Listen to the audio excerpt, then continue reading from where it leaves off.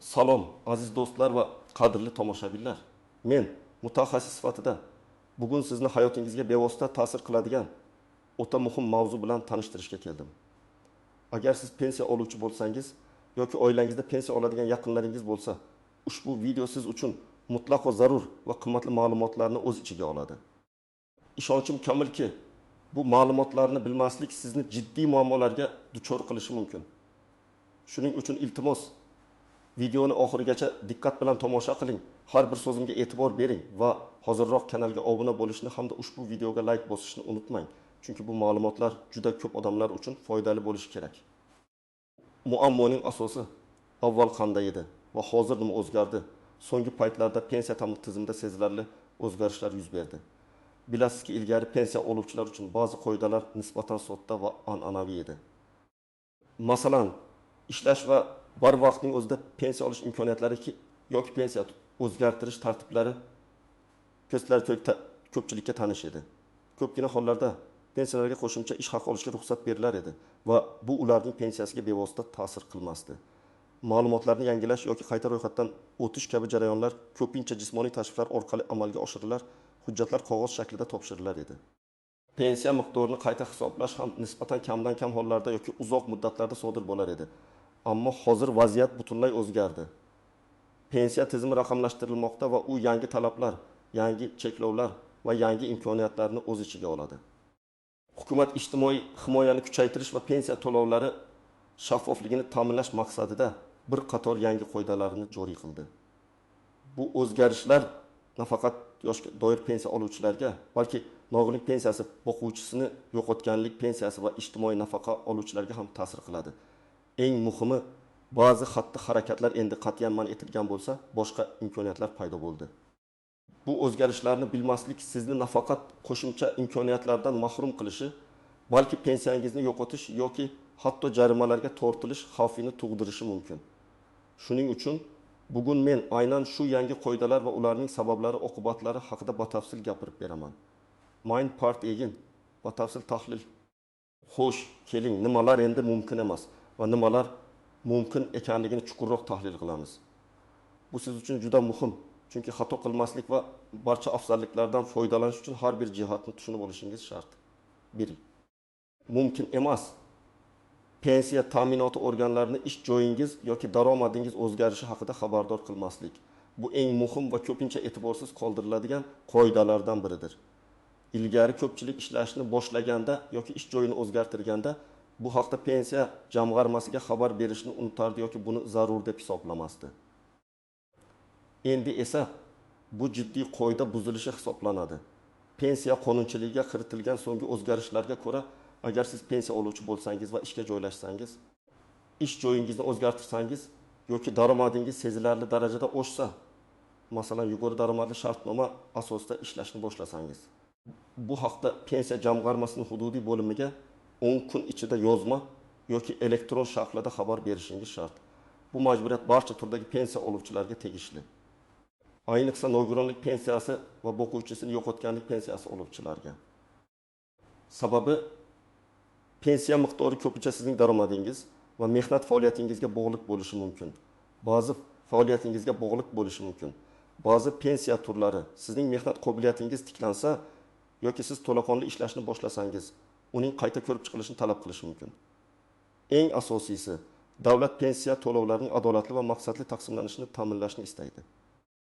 Ma'lumotni yashirish yoki bermaslik natijasida sizga ortiqcha pensiya to'lab yuborilsa, bu summani qaytarib olishingiz yoki hatto ma'muriy javobgarlikka tortilishingiz mumkin. Hayotiy misol, Farida opa 6 yoshda nafaqaga chiqqan, yoshga doir pensiya oladi.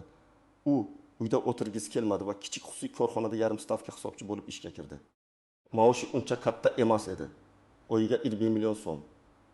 U ishga kirganini pensiya jamg'armasiga xabar bermadi. 6 oy o'tgach pensiya jamg'armasi DEX bilan ma'lumotlar almashinuvi orqali Farida opaning ishlayotganini aniqladi. Natijada unga 6 oy davomida ortiqcha to'langan pensiya summasi, aytaylik, oyiga 300 ming so'm ortiqcha to'langan bo'lsa, jami 20 million so'm qayta hisoblandi va bu summa uning kelgusi pensiyalardan ushlab qolinishi belgilandi. Bu Farida opaga kutilmagan qiyinchilik tug'dirdi. Yana bir misol, Otabek aka 2 guruh nogironi bo'lib, nogironlik pensiyasi oladi. Sog'ligi yaxshilanganidan so'ng u masofaviy ishlash imkoniyatini topdi va yaxshigina daromad topa boshladi. U bu haqda hech kimga aytmadi. Qonunchilikka ko'ra ikki guruh nogironligi bo'yicha pensiya ma'lum mehnat qobiliyatini hisobga oladi.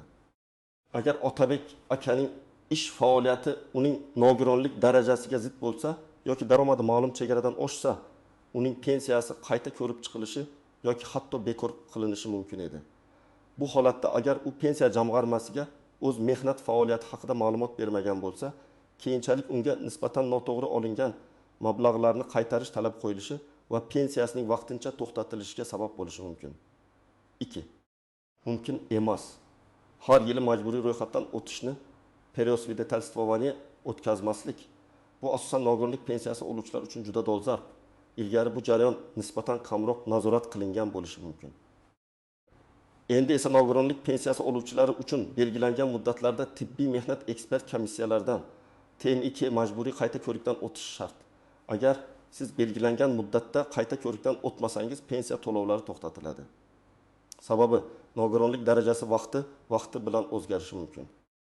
Tibbiyotda yangi davolash usullari paydo bo'lishi yoki kasallikning ketishi natijasida insonning mehnat qobiliyati tiklanishi yoki yaxshilanishi mumkin. Davlat har bir pensiyaning adolatli va asosli bo'lishini ta'minlashga intiladi. Hayotiy misol, Dilshod akaga 3 guruh nogironligi bo'yicha 1 yil muddatga pensiya tayinlangan edi. U 1 yil o'tgach qayta ko'rikdan o'tish kerak edi. Ammo Dilshod aka ish bilan bandligi tufayli bu muddatni o'tkazib yubordi. Natijada belgilangan sanadan keyin unga pensiya to'lash to'xtatildi. Bu holatda u yangidan TMI ko'rigidan o'tishi va pensiya tayinlash bo'yicha ariza berish kerak bo'ladi. Lekin ko'rikdan o'tmagan davr uchun pensiya qayta hisoblanmaydi. Uch mumkin pensiya uchun onlayn murojaat qilish va axborot olish. Ilgari pensiya masalalari bo'yicha har qanday murojaat uchun pensiya jamg'armasining hududiy bo'limiga shaxsan borish, navbat kutish, qog'oz hujjatlar to'plash majburiy edi. Endi esa bu jarayon ancha soddalashtirildi. Ya'ni siz davlat xizmatlari markazlari orqali yoki davlat xizmatlari yagona portali MyBot.uz orqali pensiya tayinlash, qayta hisoblash, ma'lumotnoma olish kabi xizmatlardan onlayn tarzda foydalanishingiz mumkin.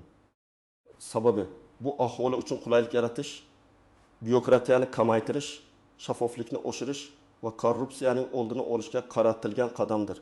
Raqamlashtirish jarayonlarini tezlashtiradi va vaqtingizni tejaydi. Hayotiy misol, Fotima xola 25 yoshga to'ldi va nafaqaga chiqishi kerak edi.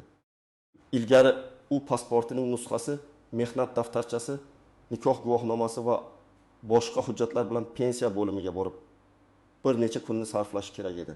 Hozir esa u o'z uyidan turib MyDoc.uz portaliga kirdi, o'zining elektron raqamli imzosi orqali tizimga kirdi va barcha kerakli hujjatlarni elektron shaklda yuklab pensiya tayinlash bo'yicha ariza berdi. Bir necha kun ichida uning arizasi ko'rib chiqildi va pensiya tayinlanganligi haqida xabarnoma keldi. Bu Fotima xolaning vaqtini va asabini tejab qoldi. Main part 2. Qoidalarga istisnolar, tuzoqlar va noaniq jihatlar. Bu yerda siz e'tibor berishingiz kerak bo'lgan ba'zi istisnolar, ko'pchilik tushunmaydigan noaniq jihatlar va yashirin tuzoqlar haqida gapiraman. Ishlayotgan pensionerlar uchun istisno va tuzoq. Odatda yoshga doir pensiya oluvchilar ishlayotgan bo'lsa, ularning pensiyasi to'liq miqdorda to'lanadi. Ammo bu hamma uchun ham bir xil emas. Ba'zi lavozimlar yoki sohalarda ishlaydigan pensionerlar uchun alohida qoidalar amal qilishi mumkin. Masalan, ayrim davlat xizmatlaridagi pensionerlar uchun agar ular pensiyaga chiqqanidan keyin yana ushbu xizmatda yuqori lavozimlarda ishlayotgan bo'lsa, ularning pensiyasi to'liq to'lanmasligi yoki to'lov tartibi o'zgarishi mumkin. Bu juda muhim nuqta. Tuzoq.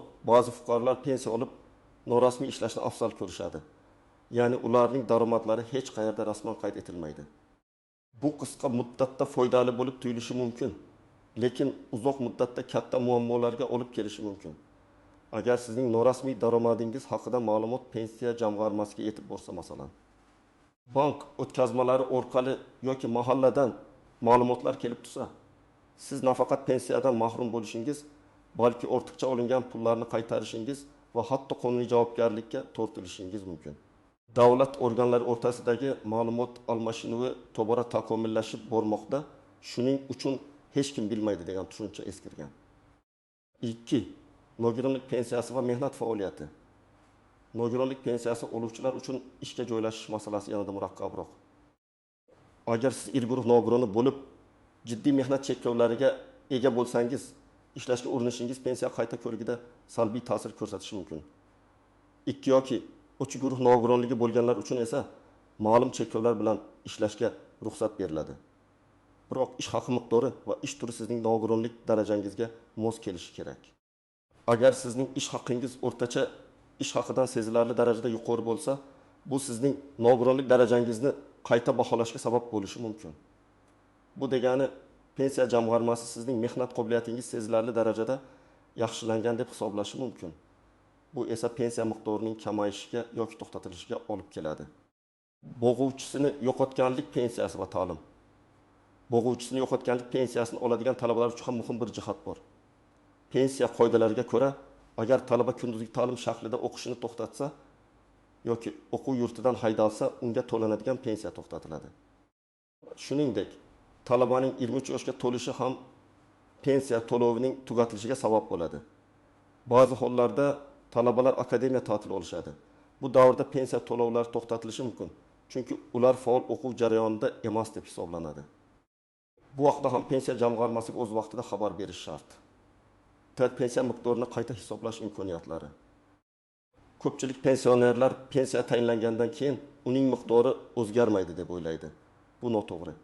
Agar siz pensiyaga chiqqandan keyin kamida 5 yil davomida ishlagan bo'lsangiz va bu davrda yuqori ish haqi olgan bo'lsangiz, pensiyangizni qayta hisoblash uchun ariza berishingiz mumkin.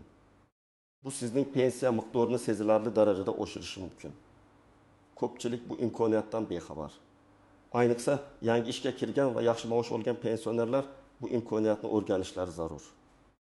Shuningdek, so'nggi 5 yil ichida olgan ish haqingizdan foydalanib, pensiya miqdorini maksimal darajada oshirishga haqlisiz. Bu esa sizning pensiya miqdorini yanada ko'paytirish imkonini beradi. 5. Yangi ijtimoiy yordam dasturlari. Hukumat tomonidan pensionerlarga yo'naltirilgan yangi ijtimoiy yordam dasturlari joriy qilinmoqda. Masalan, kommunal to'lovlar uchun subsidiyalar, dori-darmonlarni imtiyozli sotib olish, jamoat transportida imtiyozlar va boshqalar. Bu dasturlardan foydalanish uchun ba'zida qo'shimcha ariza berish yoki ma'lum hujjatlarni taqdim etish talab qilinishi mumkin. Ulardan bexabar qolish qo'shimcha yordamdan mahrum bo'lishga olib keladi. Bu imkoniyatlarni o'rganish va ulardan foydalanish mumkin. Amaliy maslahatlar xo'sh. Yuqorida aytib o'tilgan ma'lumotlar asosida siz nima qilishingiz kerak? Sizga aniq qadamlar va ko'rsatmalar beraman. Birli pensiya jamg'armasining veb-saytini va MyKo'p.uz portalini muntazam ravishda kuzatib boring.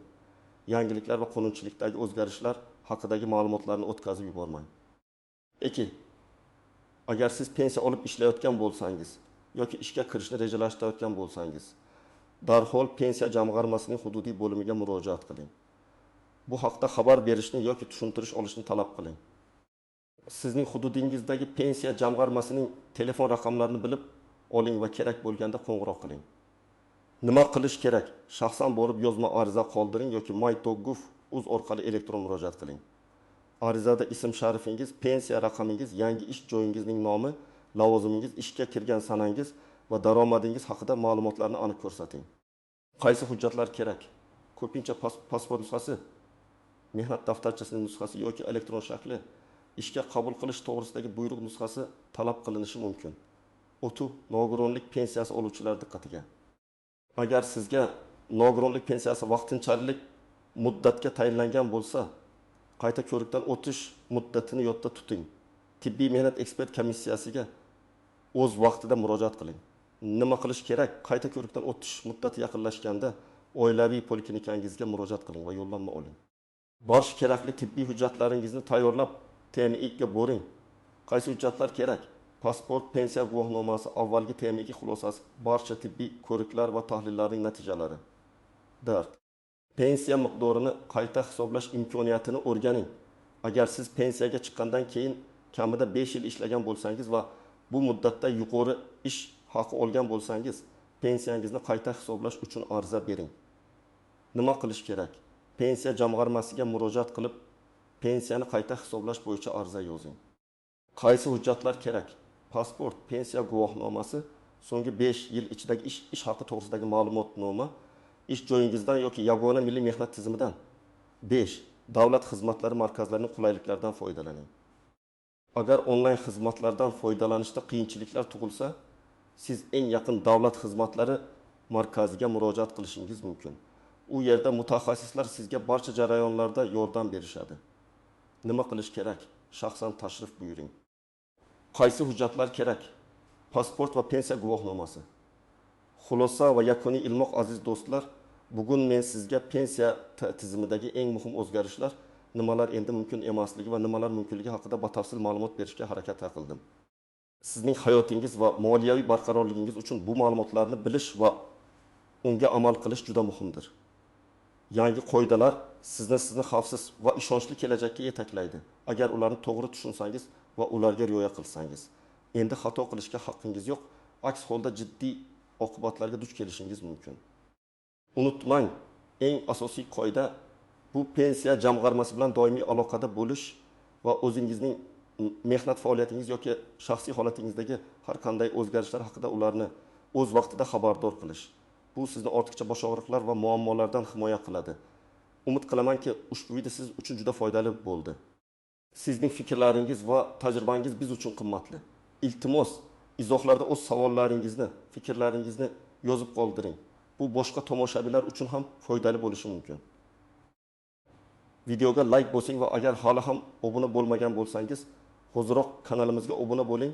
Chunki biz sizga doim shu kabi dolzarb va hayotiy ma'lumotlarni taqdim etamiz. O'zingizni va yaqinlaringizni asran keyingi videolarda ko'rishguncha.